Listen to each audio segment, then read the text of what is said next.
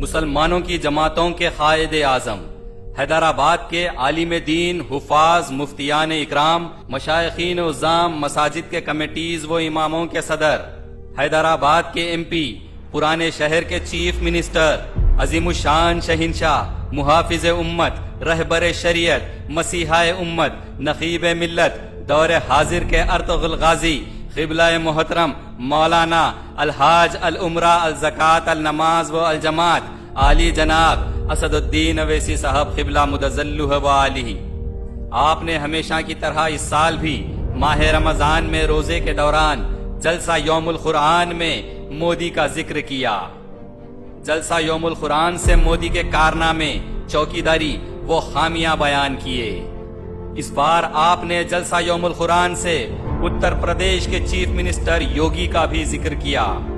تو میں آپ کو بتا دوں کہ آپ کے مرحوم سی ایم کانگریسی دوست وائی ایس راج شیکھر ریڈی کے بیٹے، آپ سے چھوٹے، آپ کے خاص دوست آندھرا پردیش کے C M Y S Jagan Mohan Reddy, اور جس کا آپ نے جلسہ یوم القرآن میں معتبر ذکر کیا، اتر پردیش کے سی ایم یوگی نے کووڈ سے متاثر مریضوں کے لیے ساری ریاست میں مفت علاج کا انتظام کر دیا ہے۔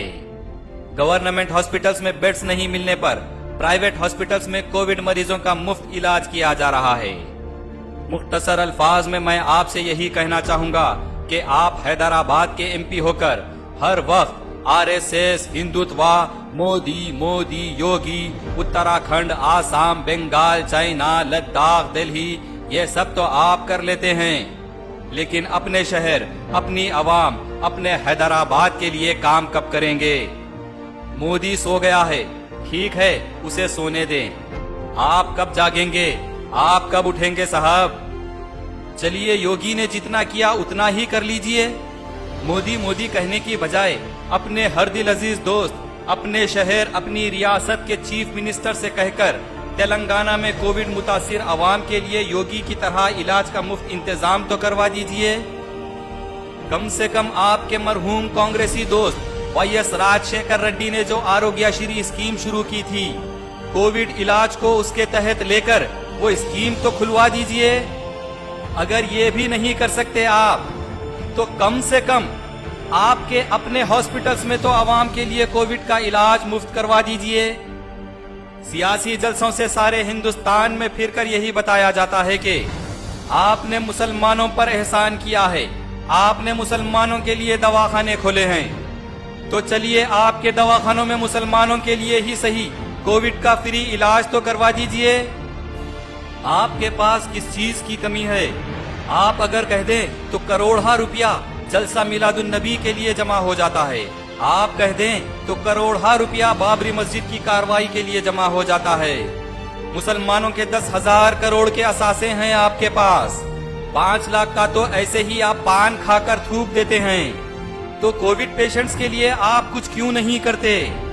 لال دروازے کے ایک پنڈت کو آپ کے دواخانے میں بیڈ دلا کر آپ بکاؤ نیشنل نیوز میں چھائے رہے، دوسری جانب آپ کے ہاسپٹل میں غیور نوجوان مسلمان 1.5 لاکھ روپیہ دینے کے بعد بھی کووڈ سے مر جاتا ہے، اس کی لاش کے لیے اس کی فیملی سے مزید 6.5 لاکھ روپیہ مانگا جاتا ہے آپ کے دواخانے سے، یہ بات کو دبا دیا جاتا ہے۔